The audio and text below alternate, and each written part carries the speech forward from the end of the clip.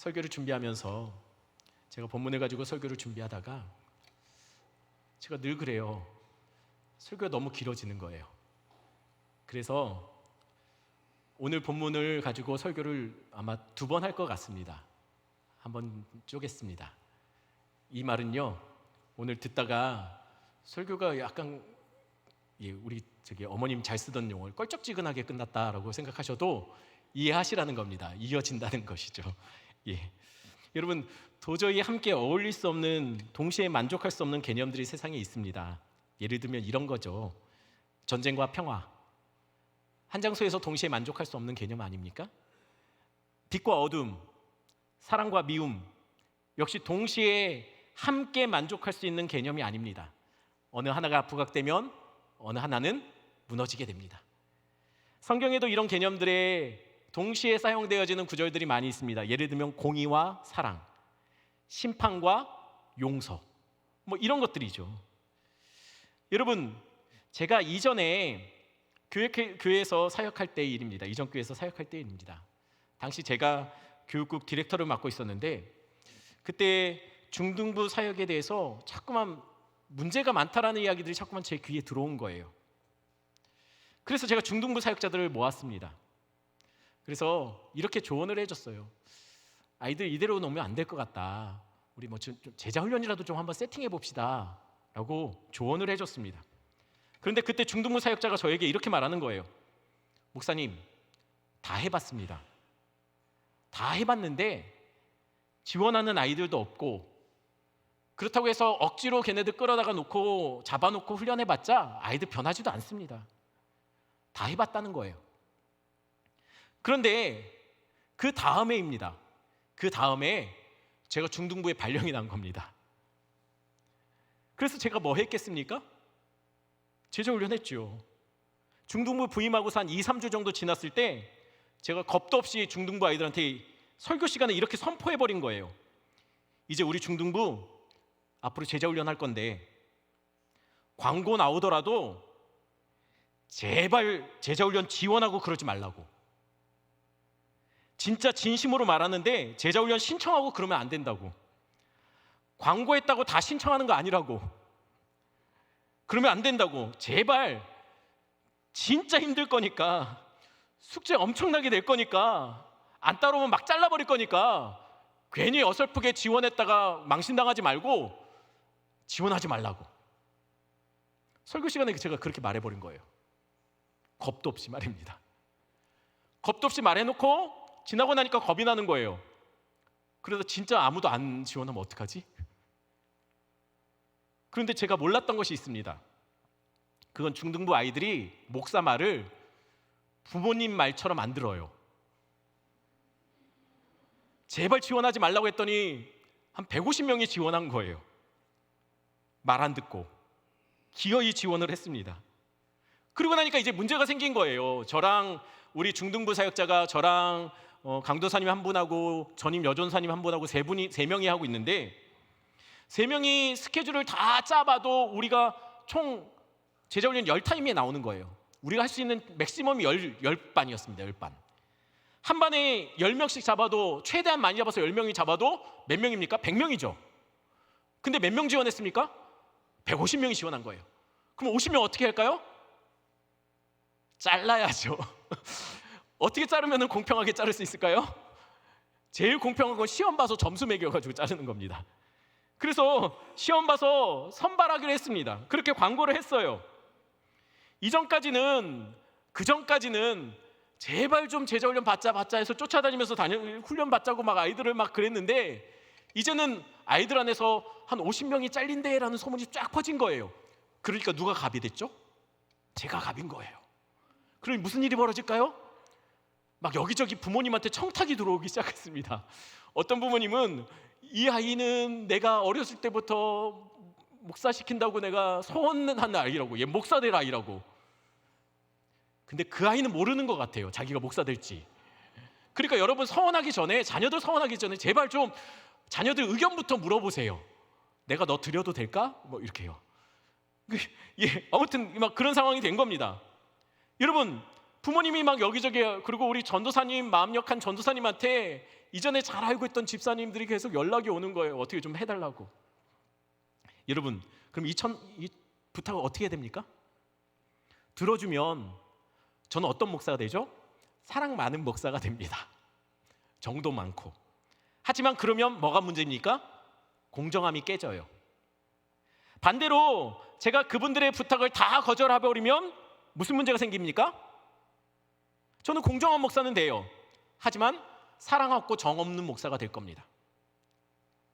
여러분, 공의와 사랑은 동시에 만족할 수가 없는 거예요. 어떻게 공정하게 하면서 배려해 줍니까? 그건 안 되는 거죠. 공의와 사랑은 함께 갈 수가 없는 개념이에요. 방법이 없었습니다. 이 두 개를 만족시킬 수가 없었어요. 그래서 저는 사랑 없이 공정한 목사가 되기로 했습니다. 그런데 문제가 생겼어요. 결과를 발표했는데 중등부 부장님 아들이 떨어진 거예요. 그 부장님이 저한테 그랬어요. 목사님, 공정하게 하셔야 됩니다. 사람들 이야기 들으면 안 됩니다. 그래서 공정하게 발표했습니다. 근데 부장님이 체면이 말이 아닌 거예요. 내심 저에게 처음에는 분명히 그렇게 말씀하셨던 분인데 그분이 그분 맞는데 그분이 저한테 그러는 거예요. 우리 아들은 좀 어떻게 좀 살짝 돌려서 말씀하시는데 제가 눈치 없는 사람처럼 못 들은 척 했습니다. 여러분, 어쩌겠습니까? 공의와 사랑이 동시에 만족될 수 없으니 어쩌겠습니까? 결국 부장님은 부서에서 이렇게 광고했습니다. 이번 제자훈련은 아주 공정하게 선발했다고. 내 아들도 떨어졌다면 그럼 목사님 정말 공정하게 뽑은 거라고. 맞습니다. 여러분, 사랑과 공의는 같이 공존할 수 없습니다. 사랑이 세워지면 공의는 무너집니다. 공의를 세우면 사랑이 깨집니다. 그런데 성경에서는 사랑과 공의를 동시에 말하는, 하나님을 두고 동시에 말하고 있는 성경 구절이 나와요. 예레미야서 9장 24절 말씀 한번 한 목소리로 읽겠습니다. 일부분만 제가 했는데 한 목소리로 읽겠습니다. 나 여호와는 사랑과 정의와 공의를 땅에 행하는 자인 줄 깨닫는 것이라. 예레미야는 하나님을 공의의 하나님, 사랑의 하나님으로 소개하고 있습니다. 여러분, 이게 가능한가요? 공의는 법과 원칙을 정확하게 적용할 때 세워집니다. 율법을 정확하게 적용시킬 때 공의는 세워지게 돼요.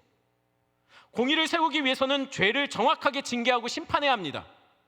누군가에게는 적용하고 누군가에게 예외를 두면 그건 공의가 아니에요. 공의는 공평해야 합니다. 그러나 사랑은 어떻습니까? 사랑은 죄를 덮어줘요. 사랑은 죄인을 용서하는 것이 사랑입니다. 사랑은 연약한 부분 허물을 가려주는 것이 사랑이에요. 그러니 이상하다는 거예요. 어떻게 하나님이 죄를 심판하시면서 죄를 용서하실 수가 있죠? 어떻게 하나님이 죄를 심판하기 위해 죄를 드러내시면서 죄를 가려주실 수가 있냐는 거예요. 이게 말이 안 된다는 거예요. 그런데 놀랍게도 오늘 본문에서 하나님은 공의와 사랑을 동시에 만족시키고 있다는 것입니다. 어떻게 해요?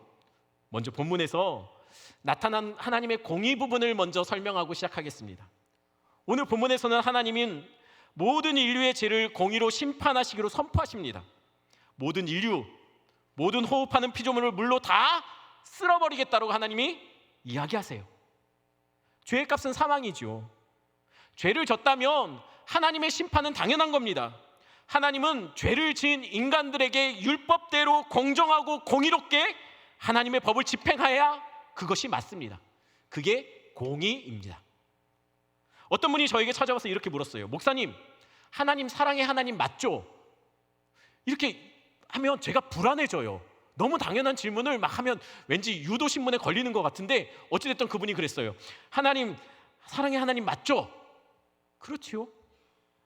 그러면 제가 이해가 안 되는 게 있습니다. 사랑의 하나님께서 어떻게 노아의 홍수 때 사람들을 그렇게 전부 다 쓸어버릴 수 있죠? 잔혹하게. 또 어떻게 이스라엘 백성들이 가나안 땅에 들어가자 하나님이 이스라엘 백성들에게 어떻게 젖먹이부터 노인까지 하나도 남김없이 그 땅 백성들을 전부 다 진멸하라고 할 수 있죠? 그래도 하나님의 사랑의 하나님 맞습니까? 여러분, 그분이 잊고 있는 것이 있습니다. 하나님 사랑의 하나님 맞습니다. 하지만 동시에 하나님은 공의의 하나님이십니다. 죄인을 죄 없다고 말하시는 분이 아니라는 거예요. 저는 팔이 부러지면은요, 이 팔을 싹둑 잘라내지 않을 겁니다. 기부스를 해야죠. 팔이 상하고 찢어졌다면 약을 바르고 흉터가 남아 보기 싫더라도 꼬매어서 어찌됐든 팔이 아물 때까지 기다릴 겁니다.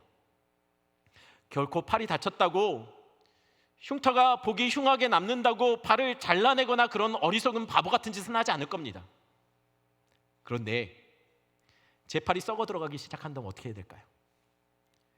제 팔에 암덩어리가 자라나고 있다면 어떻게 해야 될까요? 그때도 그것이 사라질 때까지 저는 기다려주고 인내해야 될까요? 그것은 품고 살아야 될 것이 아닙니다. 그건 잘라내야 되는 겁니다. 품고 인내하며 기다려야 할 것이 아니라는 거예요.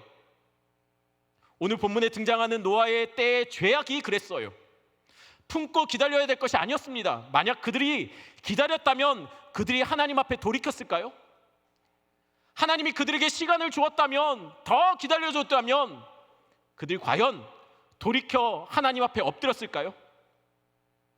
하나님은 노아에게 홍수 심판을 명령하시면서 앞으로 인간들은 120년으로 시간을 정해놓습니다. 그 얘기는 인간의 수명이 120살이 된다는 얘기가 아니에요. 앞으로 심판까지 120년이 걸릴 거라는 얘기예요. 하나님이 심판을 120년 전부터 준비할 수 있는 기회, 회개할 시간을 주신 거예요. 그 이야기를 듣고 노아는 어떻게 했죠? 성경에 보면 노아는 그 120년에 주어진 시간 동안 방주만 만들었다고 기억하지 않습니다. 나가서 사람들에게 심판이 있을 거라고 외쳤어요.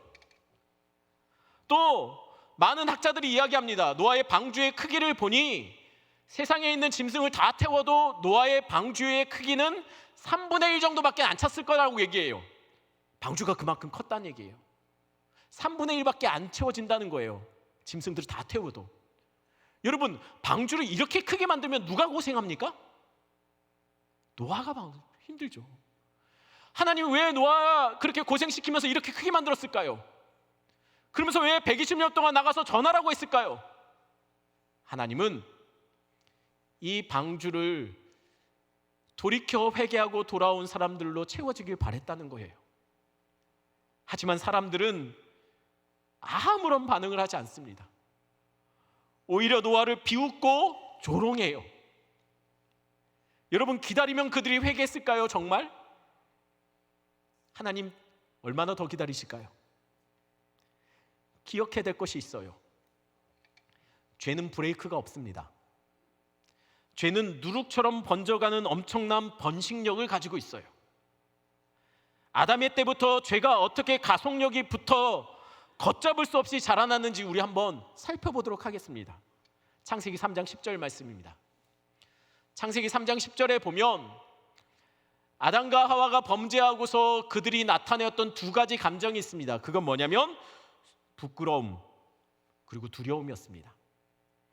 그들이 자신이 죄를 짓자 죄 지은 자신에 대해서 수치심을 느끼기 시작했다는 거예요. 또한 하나님이 징계하실까 걱정하여 두려워했습니다. 부끄러움과 두려움은 다시 하나님께 돌아올 수 있는 하나의 소망이 돼요. 회개할 수 있는 계기가 됩니다. 아담과 하와는 범죄하자 부끄러워하고 두려워했어요. 그런데 가인은 어땠을까요? 가인은 창세기 4장 9절에 내 아우가 어디 있느냐라고 말할 때 내가 알지 못합니다. 내가 아우 지키는 자입니까? 따져요. 또한 하나님 내 벌이 너무 무겁습니다. 누가 나를 죽이면 어떡합니까? 여러분, 가인은 죄를 부끄러워하는 모습이 없어요. 하지만 가인은 죄에 대한 책임을 무서워합니다. 하나님이 혹시 자기를 징계하실까, 누군가 자기 이 죄 때문에 누가 자기를 칠까 두려워하는 마음은 있어요. 아담에서부터 가인은 죄로부터 좀 더 나간 겁니다. 그럼 라멕은 어떨까요? 라멕은 4장 24절에 보면 라멕은 내가 벌이 7배, 가인을 위해서 7배라면 나를 누가 건들면 그 사람은 77배 받을걸, 이러고 얘기해요. 여러분, 라멕은 남자를 죽였다, 소년을 죽였다라고 오히려 자랑하고 노래해요. 자신의 죄에 대해서 부끄러운 수치 그 정도의 수준이 아니라 아예 자랑하면서 노래합니다. 그리고 죄에 대한 책임조차도 해볼 테면 해봐라 라는 식이에요. 갈수록 죄는 더 확장되고 더 죄는 견고해져 가고 있습니다.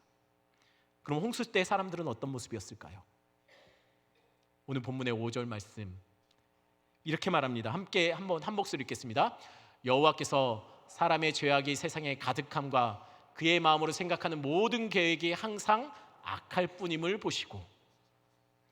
여러분, 이때 당시 사람들은 죄에 대한 죄의식 자체가 없었던 것 같아요. 그냥 행하는 모든 것이 일상처럼 죄고 그 자체였습니다. 순도 100% 죄악 백성이 된 거예요. 여러분, 이거는 잘 품고 치료하고 약 발라서 고칠 정도가 아닙니다. 이건 기다리고 인내해야 할 정도의 수준이 아니라는 거예요. 어서 빨리 잘라내지 않으면, 어서 빨리 끊어내지 않으면 그나마 이 시대 속에서 여전히 하나님의 백성으로 살려고 몸부림치는 노아마저도 물들 상황이에요. 그러니 끊어내야 될 상황이라는 거예요. 만약 이런 죄악의 세상을 방치한다면 여러분, 그건 하나님의 공의가 아닙니다. 공의로우신 하나님이 어떻게 이런 죄를 가만히 보고만 계실 수 있냐는 거예요. 그래서 하나님은 물로 세상을 다 쓸어버리겠다고 하신 거예요. 이것이 그분의 공의의 심판입니다. 여기에 대해서 누구도 억울하거나 그것에 대해서 너무하시다라고 말할 수 있는 사람은 아무도 없습니다. 왜냐하면 이 심판은 하나님의 분노에서 시작된 심판이 아니라는 거예요. 이 심판의 시작은 인간의 죄입니다. 인간의 죄로부터 시작된 심판이기 때문에 누구도 억울하다, 누구도 너무하신다 말할 수 없다는 것이에요. 하지만 여전히 문제는 있습니다. 하나님은 물로 세상을 심판하셔야 했습니다. 그것이 하나님이 공의를 세우시는 방법이죠. 그런데 문제는 그 속에 예외가 있더라는 거예요. 예외가. 그게 누굽니까? 노아예요. 노아. 여러분, 공의에 예외가 생긴다면 그때부터 그건 공의가 아니죠. 여러분, 어떻게 예외를 둔다면, 아니 누구는 죄를 묻고 누구는 죄를 덮어준다면 그것이 어떻게 공의가 됩니까? 법은 정확하게 똑같이 공평하게 적용이 되어야지 공의가 세워지는 거예요. 모든 인류의 죄를 심판하시며 그러나 노아 너는 열외 하셨다면 그건 공정한 법 집행이 아닙니다. 그렇다면 하나님의 공의가 무너지지 않기 위해서 노아가 심판에서 열외될 수밖에 없었던 정당한 이유를 성경은 설명해 주어야 해요. 그 이유에 대해서 9절 말씀 한번 같이 볼까요? 9절 말씀입니다. 한 목소리 읽겠습니다. 이것이 노아의 족본이라. 노아는 의인이요 당대의 완전한 자라. 그는 하나님과 동행하였으며. 9절에 보니 노아가 이래서 구원받았답니다. 이것 때문이랍니다. 성경은 노아가 구원받은 이유를 이렇게 말합니다. 첫 번째, 그는 의인이고, 두 번째, 그는 완전한 자고, 세 번째, 하나님과 동행했기 때문이라고 말하고 있습니다. 자, 어떻습니까? 이러면 됩니까? 이러면 노아는 구원받아도 누구라도 뭐라고 못할까요? 노아는 구원받아도 여러분, 하나님의 공의는 흔들리지 않는 것이 맞습니까? 이게 구원의 조건입니다. 여러분들도 구원받으시려면 노아처럼 의롭게 사셔야 합니다. 하나님 안에 온전히 살아가십시오. 그리고 하나님과 동행하십시오. 그래야 우리도 노아처럼 구원을 받을 수 있습니다. 이게 주일학교 때 가르쳐 주는 거예요. 그런데 정말 맞습니까? 그게 맞습니까? 정말 그가 완전해서 구원받은 거 맞습니까? 의로워서 하나님과 동행해서 그래서 그가 구원받은 게 맞냐는 거예요. 만약 그렇다면 노아가 구원받아도 하나님의 공의는 손상받지 않을 겁니다. 왜냐하면 의로운 사람을 같이 심판하시는 것이 오히려 공평하지 않은 것이죠. 하나님이 공의를 세우려면 이렇게 의로운 자는 구원하고 나머지는 심판하는 것이 맞습니다. 하지만 그럼에도 불구하고 여전히 문제는 있다는 거예요. 노아의 구원은 그의 행위에 대한 정당한 대가로 주어진 것이 정말 맞을까를 우리가 고민해 봐야 한다는 거예요. 여러분, 노아가 의인이었다면, 그래서 구원받았다면, 그래서 하나님인 공의의 문제에 전혀 문제가 되지 않는다면 그가 구원받아도, 근데 이상한 것이 있지 않습니까? 노아와 함께 구원받았던 3명의 아들은 어떻습니까? 다 제껴두더라도 그 3 아들 중에서 특별히 악한 아들의 대명사였던 함은 어떻습니까? 그가 구원받아도 될까요? 그래도 하나님의 공의에 전혀 문제가 생기지 않습니까? 그리고 그들의 며느리들과 노아의 아내는 어떻습니까? 이것도 아빠 찬스입니까? 아빠가 의로우면 아들도 그냥 덩달아서 구원받는 거. 여러분, 또 한 가지 더. 홍수 위에 술 취해서 널브러져 있는 노아의 모습이 정말 의인의 모습답고 완전한 자의 모습이고, 그리고 하나님과 동행하는 모습 맞습니까? 우리는 주일학교 때부터 배운 것이 이거예요. 노아가 왜 구원받았죠? 네, 순종했어요. 믿음으로 살았어요. 이렇게 살았어요. 근데 그게 진짜 맞냐는 거예요. 구원은 우리의 행위의 대가로 주어지는 것이 아닙니다. 노아가 의로워서 완전해서 하나님과 동행해서 구원받은 것이 아니라는 얘기예요. 그럼 9절에서 말하는 노아에 대한 소개에서 그는 의인이고 완전한 자고 하나님과 동행했다는 말은 어떻게 이해해야 될까요? 9절 말씀을 다시 한번 보겠습니다. 여러분, 9절 말씀에 완전한 자 앞에 무엇이 있습니까? 당대에라는 말이 있어요. 그가 그냥 완전한 자가 아니에요. 당대의 완전한 자예요. 근데 그 당대가 어떤 때입니까? 말도 안 되게 악한 시대였어요. 제가 지난주에 이야기했던 것처럼 작은 불 하나도 주변이 어두워지면 굉장히 밝아지는 거예요. 노아가 왜 의인이고 완전한 자고 하나님과 동행한다고 성경이 말하고 있을까요? 주변이 어두워져서, 너무 어두워져서 노아가 도드라지게 나타난 거예요. 그가 대단하고 완벽한 것이 아닙니다. 그런데 왜 노아는 의인이고 완전한 자라고 9절은 말하는 것일까요? 어떻게 이 말을 할 수가 있을까요? 8절 때문입니다. 8절, 9절 앞에 8절이 먼저입니다. 8절과 같이 끊어서 이야기하면 안 된다는 거예요. 8절은 뭡니까? 그러나 노아는 여호와께 은혜를 입었더라가 먼저예요.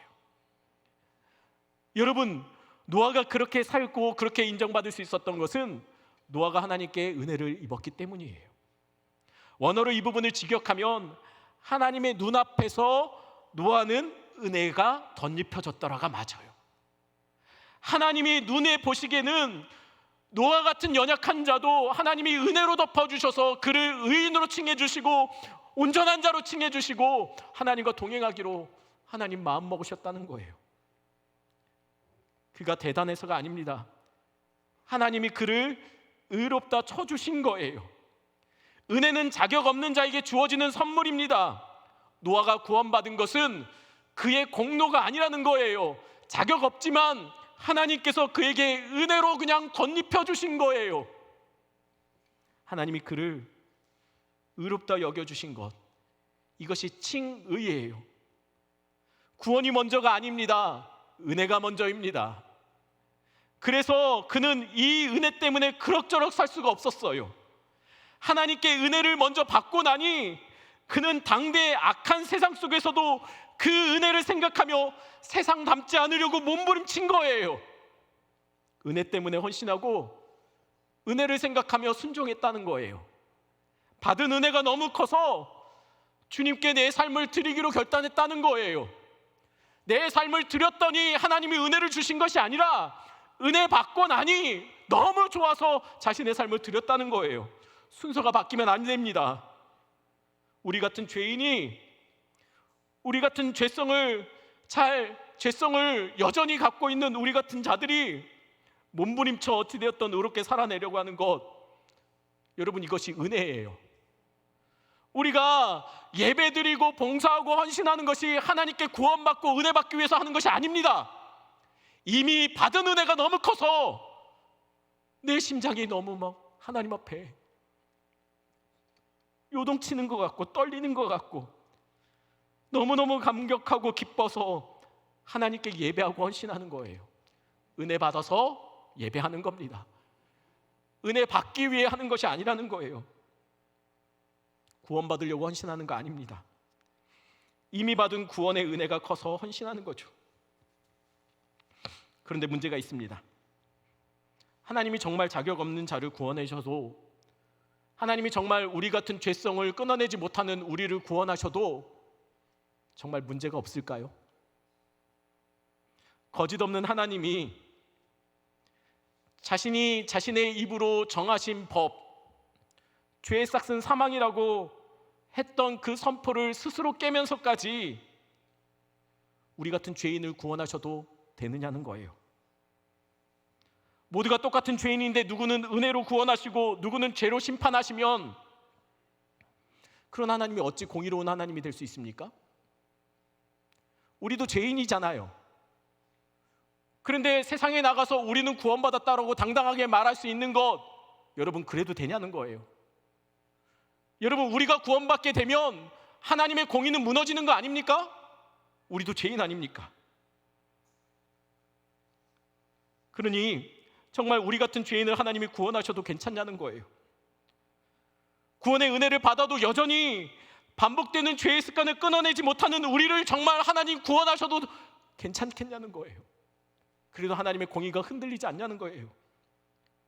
예수 안 믿어도요, 우리보다 더 선하게 의롭게 사는 사람들이 많습니다. 그런데 그들은 죄로 심판하시면서 우리는 사랑으로 용서해 주시고 우리를 구원해 주신다면 그럼 하나님의 공의가 깨어지는 건 아니냐는 거예요. 그러니 하나님도 사랑이든 공의든 둘 중에 하나를 선택해야 되는 거 아니겠습니까? 사랑과 공의가 어떻게 동시에 만족될 수 있습니까? 그런데 놀랍게도 성경은 우리 하나님을 이렇게 말해요. 우리 하나님 사랑의 하나님이시라고요. 그리고 우리 하나님은 공의의 하나님이십니다. 여러분, 하나님은 사랑이시며 공의의 하나님이시라는 거예요.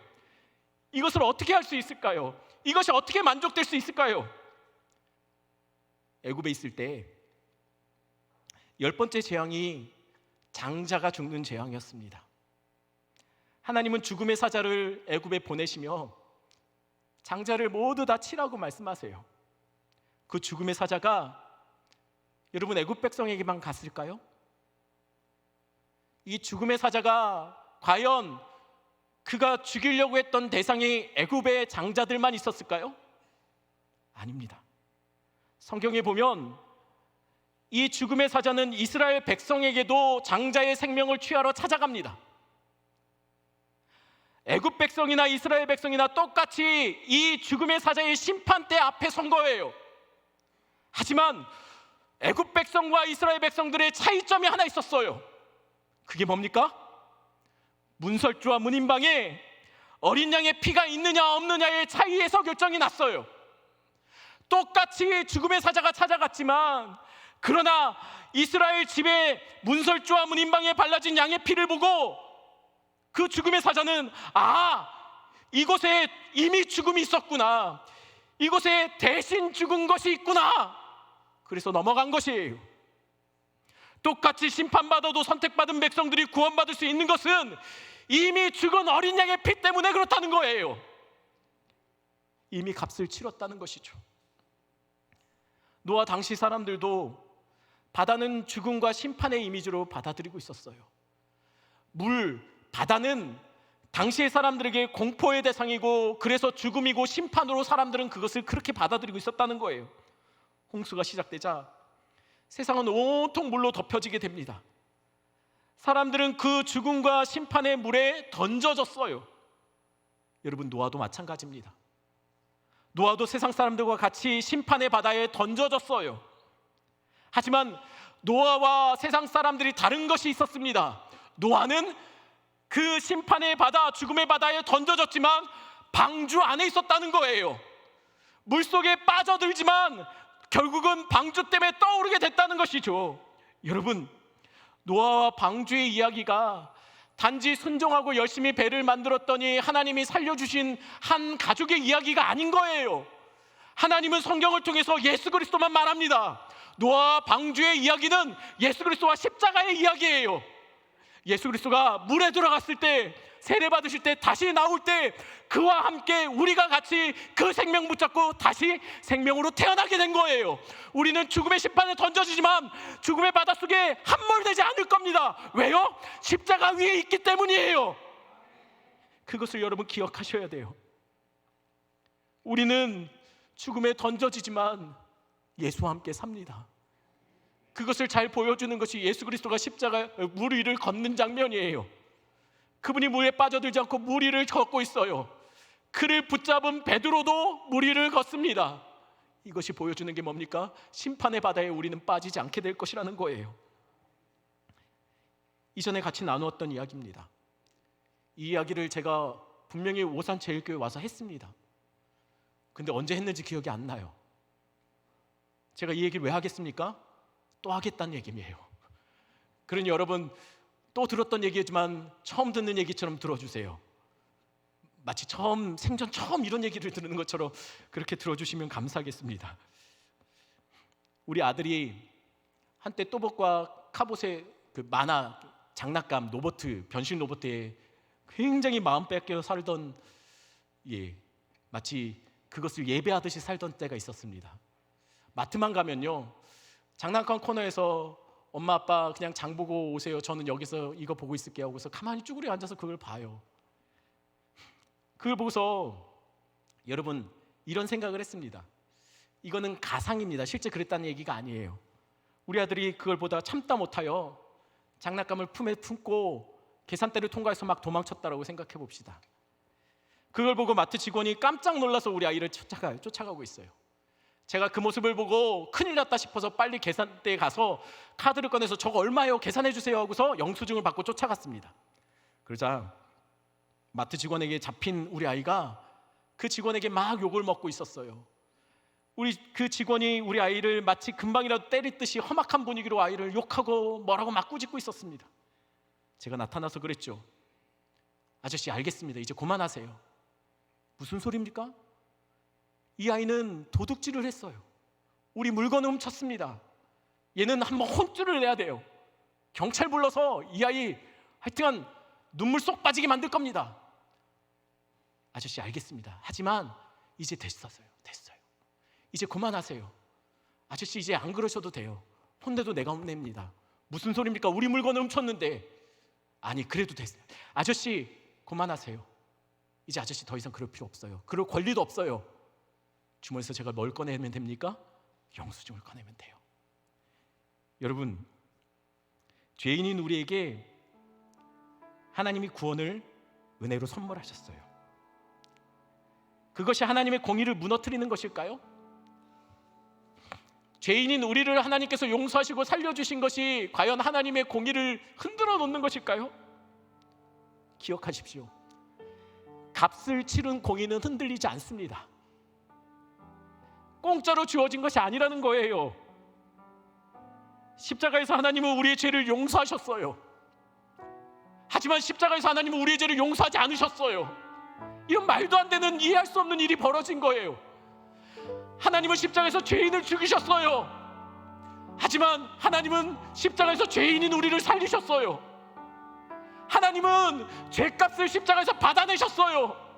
하지만 십자가에서 하나님은 죄인인 우리의 죄값을 없다 말씀하셨어요. 이런 말도 안 되는 일이 어떻게 벌어질 수 있나요? 어떻게 십자가에서 죄인을 하나님 심판하시고 죄인을 용서하실 수 있을까요? 하나님이 십자가에서 우리를 용서하셨어요. 하지만 하나님이 십자가에서 우리 죄를 용서하지 않으시고 그 아들을 치신 거예요. 십자가에서 하나님이 죽어야 될 우리를 대신하여 그 아들을 죽이셨어요. 그리고 죽을 수밖에 없는 우리를 십자가에서 살리셨어요. 십자가는 하나님의 공의가 세워지는, 그리고 하나님의 사랑이 완성되는 곳입니다. 이런 말도 안 되는 일이 벌어진 거예요. 어떻게 사랑과 공의가 동시에 만족될 수 있습니까? 아들을 죽여서 가능했어요. 값을 치렀다는 거예요. 우리는 거저받았지만 우리가 받은 은혜가 공짜가 아니라는 거예요. 하나님이 대가를 치렀어요. 우리는 은혜를 너무 값없이 생각하죠. 우리는 은혜를 아무것도 아닌 것처럼 생각해요. 우리는 공짜지만, 우리는 거저받았지만 하나님은 그 은혜를 위해 그 아들을 죽이셨어요. 십자가는 영수증입니다. 십자가는 이미 다 지불됨이라고 그의 아들로, 그의 아들의 피로 새겨놓은 하나님의 공의의 완성이에요. 우리가 받은 구원의 의제는 거저받았으나 대가가 없었던 것이 아니라는 거예요. 그래서 십자가는 공의입니다. 그래서 십자가는 우리 같은 죄인을 포기할 수 없어서 아들까지 내어주신 하나님의 가슴앓이, 그 사랑의 증거예요. 이 시간 같이, 이 찬양 같이 부르고 기도하겠습니다.